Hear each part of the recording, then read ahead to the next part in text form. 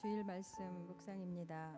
가족의 죄와 슬픔, 이삭의 가정에 죄와 슬픔이 온 이유는 신뢰와 소통이 단절되었고 욕심과 인간적인 계획들 때문이었다고 말씀하셨는데요.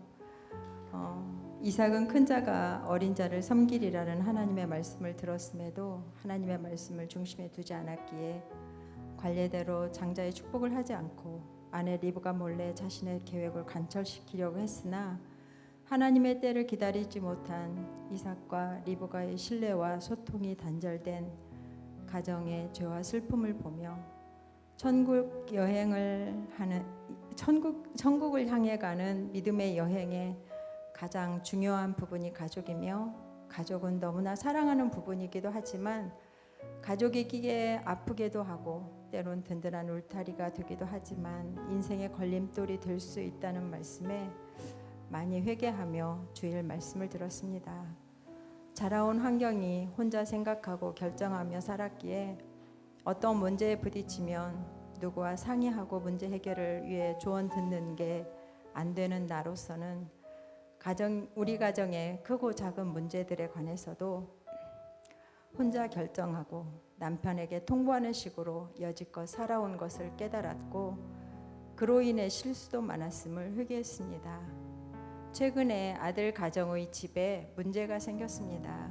그 집을 결정할 때도 남편의 의견을 듣기보다 아들네의 의견에 무게를 두고 남편에게 말하게 됐고 그 일이 좋지 않은 결과를 낳게 되어 남편에게 핀잔을 듣게 됐고 내가 사과를 해야 했었습니다. 결국 소통의 문제였던 것입니다. 이 사건은 여러 가지 문제를 드러냈는데 나로서는 감당하기 힘든 일이었고 걱정으로 잠자기 어려운 상황에 하나님께서는 이 죄인을 긍휼히 여기사 살아계신 하나님이 계시는데 왜 걱정하느냐라는 생각을 주셨습니다. 너무나 생생하게요.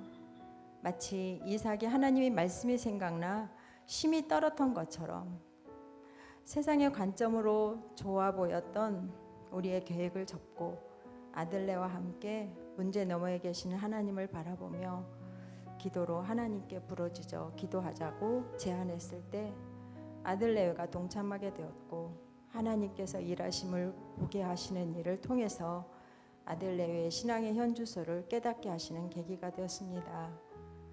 아직 예배를 드리려고 교회를 계속 못 오는 상황이긴 하지만 예배의 소중함을 느끼게 되었고 며느리의 입술에 불평이 아닌 감사를 말하게 하시며 마치 어둠에 갇힌 모습이 빛으로 나온 듯한 모습으로 바뀌는 것을 보게 되어 감사했습니다. 이번 일을 통해서 말씀을 묵상하며 삶의 많은 세상 가치관이 가지치기 되고 아들 가정과 우리 가정이 하나님의 뜻을 구하며 살아가는 지혜로운 가정이 되며 세상적인 욕심을 내려놓고 늘 가정 중심에 하나님과 동행하며 천국을 소망하는 가정 되기를 소망합니다. 예배와 말씀 묵상, 기도를 통해서 영적인 분별을 하도록 믿음의 눈을 열어 주시옵소서. 적용. 나 혼자 결정하고 통보하지 않고 작은 것까지도 남편과 상의하기. 또 남편 생각 존중해주기.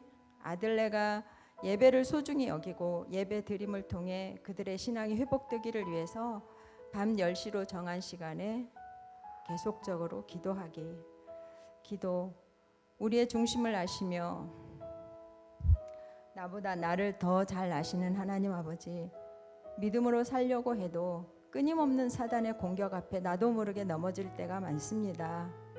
주님, 내 눈을 열어 문제 너머에 계신 주님을 바라보며 십자가 사랑으로 승리하는 삶 되기를 기도하며 천국을 소망하며 살아가는 인생길에 두 팔 벌려 마중해 주시는 주님께 안기는 삶 되기를 간절히 기도합니다.